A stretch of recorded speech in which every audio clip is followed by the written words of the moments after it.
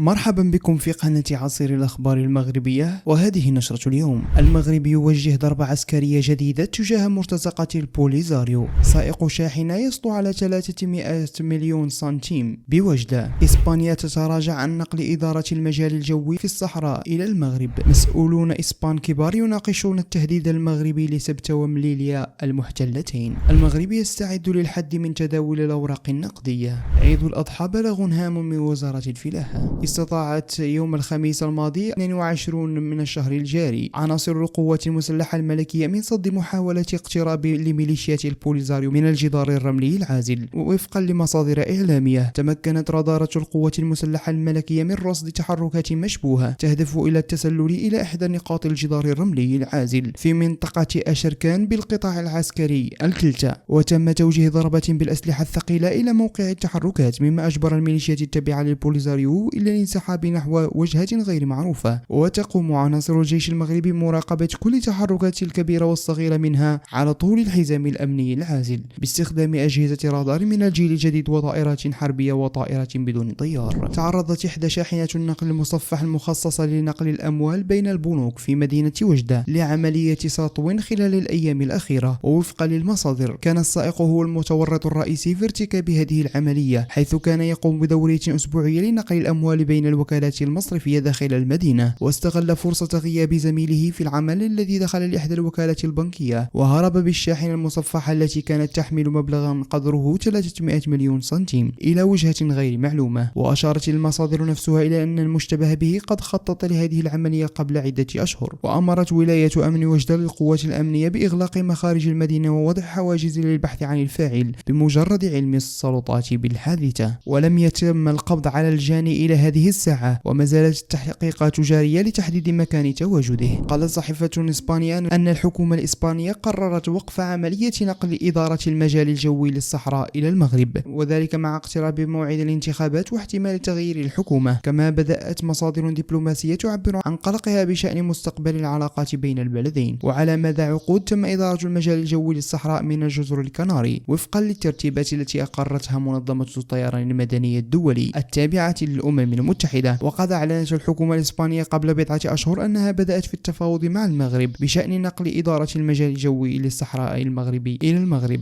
وأشارت تقارير سابقة إلى أن المجال الجوي للصحراء المغربية تسيره رسميا إسبانيا حسب خرائط حديثة لمنظمة الطيران المدني الدولي. حذر مركز للأبحاث بإسبانيا من موقف بعض المسؤولين الدبلوماسيين والعسكريين بإسبانيا حول التهديدات المحتملة التي قد تواجهها المدينتين بسبتة ومليليا، ومن بينها احتمال اجتياحهما من طرف الجيش المغربي حسب ما أوردته وكالة الأنباء الإسبانية الرسمية إيفي. واستبعد المشاركون في هذه الندوة احتمالية قيام القوات المسلحة المغربية بمهاجمة المدينتين، حتى لو كانت أحزاب سياسية موالية للرباط هي التي تترأس الحكومة المحلية بسبتة ومليليا. ويرجع أسباب استبعاد احتمال مهاجمة المغرب للمدينتين وفق المشاركين في العرض التقديمي هو أن أهمية سبتة ومليليا التي أصبحت تحظيان به المدينتين لدى أوروبا. ورجح المشاركون احتمالية التدخل العسكري لحلف الناتو للدفاع عن سبتة ومليليا في وجه أي هجوم عسكري مغربي، مشددين في ذات السياق بأن أهمية الدفاع على المدينتين هي مسؤولية الدولة الإسبانية بالدرجة الأولى وليس حلف الشمال الأطلسي. أكد ولي بنك المغرب عبد اللطيف الجواهري على ضرورة عصرنة أنظمة الأداء لمواجهة ارتفاع حجم التعامل نقدا في المغرب. وقال الجواهري خلال لقاء مع الصحافة عقب الاجتماع الفصلي الثاني لمجلس بنك المغرب برسم سنة 2023 جوابا على سؤال حول التدابير الممكنة لمواجهة الانتشار المتزايد للتعامل نقدا في المغرب أنه من الضروري عصرنة